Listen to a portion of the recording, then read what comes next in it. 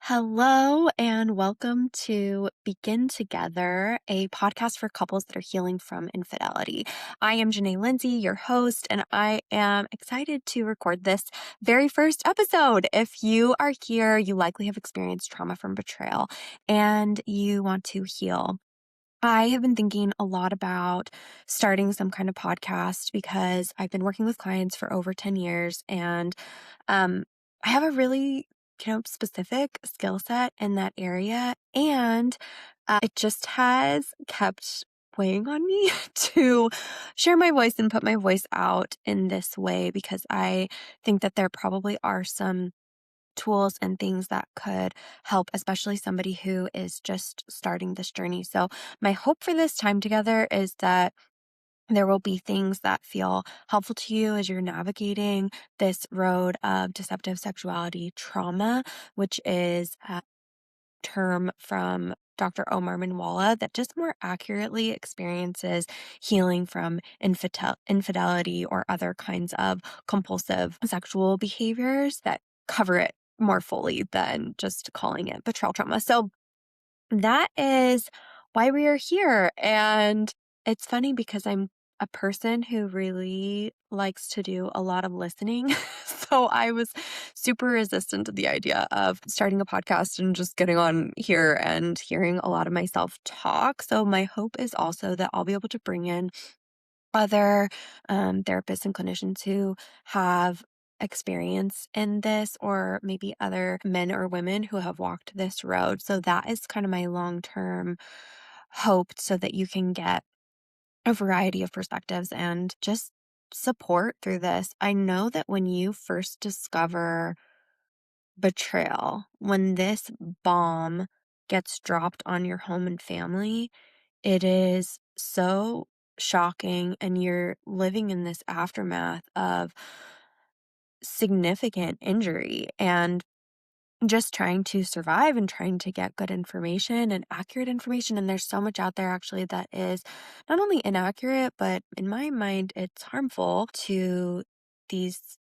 couples who are navigating this road. So, I want to just kind of start by sharing a little bit about deceptive sexuality trauma and a metaphor that maybe you've already seen out there. This is a metaphor right from Dr. Omar Minwalla, and I just think it's so helpful in terms of understanding the reality that you have just experienced. And his metaphor is the secret sexual basement. He talks about this idea of when somebody is engaging in any kind of secret sexual behaviors, it is the equivalent to a secret sexual basement being built underneath your home.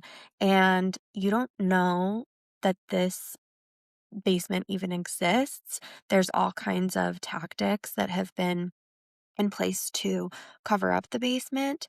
I'll just use the word husband here, because primarily the couples that I work with, this is not, of course, always the case, not even close, but most of the couples that I work with, the betrayed partner has been the wife in the relationship, the injured partner, and then the betraying partner has been the husband. So that's kind of the language that I'll use. But anyway, so he has built this secret sexual basement underneath their home. And maybe even there's moments where she thinks about, wait, something feels off here. Something is wrong. Like, oh, this carpet over here that's covering up the basement is out of place. What's going on? And in an effort to hide those behaviors, he makes every attempt to cover this up. And he tells her, "Oh, what are you talking about?" Or it just must have gotten bumped. Or, um, "Oh, I vacuumed earlier." Like, whatever the reason or the excuse is, there's basically these lies that happen within the context of the relationship in an effort to keep those secret sexual behaviors safe. So, when the basement gets exposed, this basement that he's been visiting and going down and engaging in whatever behavior is in the basement, in this case, we're looking at sexual and relational realities that live in that basement. It is just like a bomb was dropped on the home. You are opening that basement, and the reality that this even exists without your knowledge, it doesn't even, I mean, of course, it matters what's happening in the basement and how often the basement is visited, but just the fact that a basement exists underneath your home in the first place without your knowledge is so incredibly traumatic. And then you're spending all of this time trying to figure out what actually was even in the basement, what's going on in there, what kind of behaviors has my husband been engaging in? This is, of course, very traumatic for the partner. It's also incredibly traumatic for the betraying partner, and I'll explain that because sometimes people are like, "How is that traumatic for him?" Well, he has just had his reality of what things look like above ground. He has this idea of who he is in his community. Maybe he's really respected. He has this idea of I'm this really great dad, or I show up as a loving partner, whatever that is. And then when his reality is exposed, this reality that he has worked so hard to keep secret, it's like the life on the upstairs and the basement reality come crashing into each other like a major car accident. And there's so many people who are injured in this accident. And I just want to name that because what you are feeling and experiencing and the depth of betrayal, especially for women who have recently discovered their husband's deceptive sexual behavior, is so overwhelming, scary, earth shattering. There aren't even really words to put into place what this feels like and what this experience is like.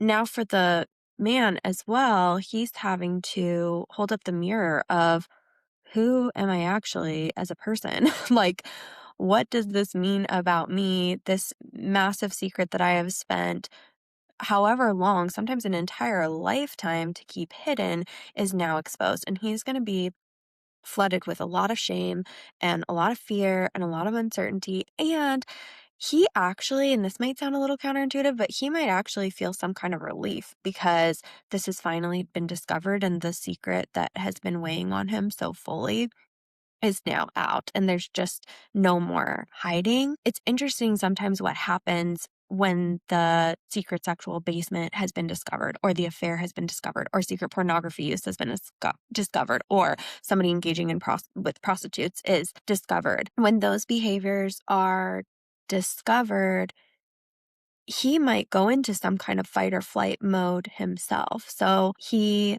might get really defensive. He might try to go in and deny that any of this is a reality at all. And you're not seeing what you think you're seeing. Oh, somebody hacked my computer. Oh, our son was using my iPad. Like all of these stories to actually prevent taking accountability. So that's maybe one reaction. Another reaction might be a complete and total shutdown. Another reaction might be really trying to minimize and justify the behavior.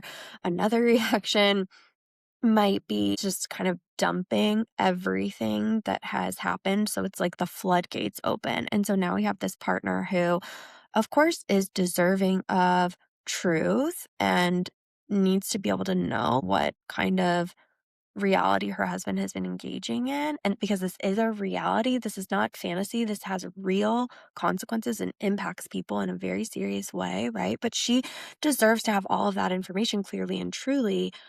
But her then getting this massive flood when the car accident or the bomb, whatever you want to call it, was just dropped. The explosion just happened in her home. And now he's like just dumping everything. So that's another thing that can happen here when the basement gets discovered.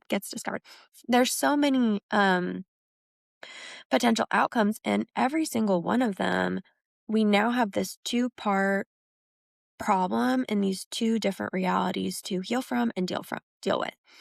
The one, the compulsive or entitled sexual behaviors that were happening in the first place within the basement. Two, the emotional abuse that was happening in an effort to keep the basement a secret. So, what I mean by that is because I know abuse is a really strong word, but when you have been chronically lying to somebody, of course, that is going to have an impact on them physically, emotionally, like completely psychologically. So your problem with being honest and truthful actually really does hurt other people, and specifically your spouse, your family, all of that. And you might say, it's not that I wasn't even lying. Like, she never even asked me about it. Lying by omission in this case is just as harmful. You are withholding life altering information from her.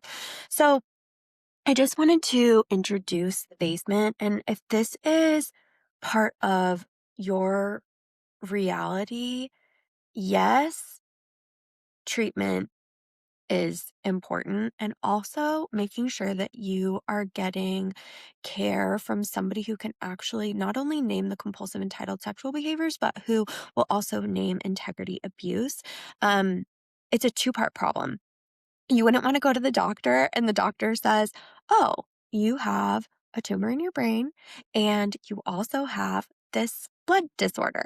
And the doctor's like, "Oh, we're only going to treat the blood problem," which is what happens when a therapist or whoever, and you guys, I am not trying to demonize therapists by any means because we are all trying and everybody's doing the best with the information that they have, right? It's just that not everybody has information and not everybody is clearly naming the emotional abuse piece that just happens hand in hand with this problem when you're in relationship with other humans. So you're going to the doctor and 6 months from now the doctor is like, "Oh yeah, we're treating the blood thing, the blood thing, the blood thing." And you're like, "What about the brain thing? Like, what about this brain problem? I want to make sure that that is also receiving treatment." So you want to just make sure that when you're going to get help, that both of those pieces are being really clearly named.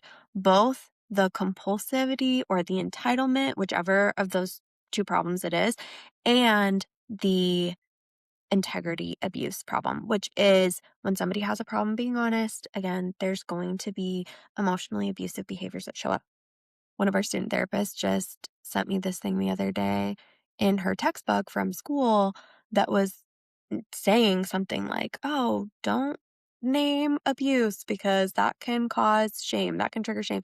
I about lost my mind. This was in her textbook at school, and the thing is, you guys, if we can't accurately name something, we're not able to accurately treat it. So I understand that something like emotional abuse can pull up feelings of shame. I get that. That's a heavy reality. That's a painful reality to look in the mirror and say, "Wow, here's all of the ways that I have harmed my wife. Here's all the ways that I have hurt my kids." Like that is so hard, and especially if we haven't had great opportunities to practice taking accountability where that was well received. Like, we're going to probably pretty naturally go into a shame spiral victim place. But imagine going to the doctor and your doctor says you're sick when you actually have cancer. Imagine your provider minimizing in that way. I don't want to believe that I have a cold when I actually have cancer. I need, and as painful and as hard and as heavy as that mirror is going to be to hold up, I need to be able to know definitively what is happening in my body so that I can get accurate treatment, so that I can heal. And if nothing else from this, I need you to also know that healing actually is possible. There is hope for this. There is hope for the betrayed partner. There is hope for the betraying partner. It 100% takes a level of willingness, humility, curiosity, and I know that it's so hard to grow and become a new human, and I know it is so painful, again, to hold up the mirror and look at those realities and look at, like, who am I and who have I been and who are the people that I'm hurting? And I know the natural inclination really can be to just either shut it down or maybe even totally beat yourself up or get really defensive. And that doesn't change that this is something that's so important to look at if we want to be accurate in our treatment and in our healing. And I know, I mean, when I first um heard about Dr. Omer Manwala, who his is my model and the things that I'm, like, aspiring to really integrate into my treatment fully with the men and women that I work with. But he talked so much about the integrity abuse piece, and he talked so much about the therapist harm part, that, like, therapists are creating this treatment induced trauma because of our failure to name it. And I just felt so sick because I was thinking about these couples that I worked with in the past that, especially early on in my learning and in my career, that I didn't know how to name that other part of the problem. That wasn't in any of my training, that this is also an emotionally abusive issue when somebody has a bunch of secret sexual behaviors, and it doesn't even have to be a bunch, it could be one, right? But it's a secret, and it's something that would really heavily impact my partner if she had any idea about it. That the lack of honesty, the manipulation, the gaslighting, the pretending to be somebody that I'm not is its own kind of injury. And it sounds so obvious, right? It's like, of course, that's an injury. I'm like getting kind of fired up just talking about it. But yeah, like I know that early on in my career, I really went after, in the treatment healing process, I was like, okay, we're treating the compulsivity problem and, somebody who has an out of control behavior problem and they, um, need to stop. Even, okay, they don't have a compulsivity problem, but they have an entitlement problem. We're going to go ahead and treat that. We're going to go after the entitlement piece and the idea of like, I deserve and I should be able to take what I want, regardless of who I'm hurting. Like, okay, we've got to do treatment and work around that. But as far as the integrity abuse problem and naming it as abuse, it's just not something that was happening for me with some of my early clients until I was able to know better and do better. I actually had I had multiple betrayed partners that I had worked with refer me to the work of Dr. Omer Manwala, and I it was the best thing that happened for me and my practice as far as seeing people actually have lasting healing and true recovery and watching these men.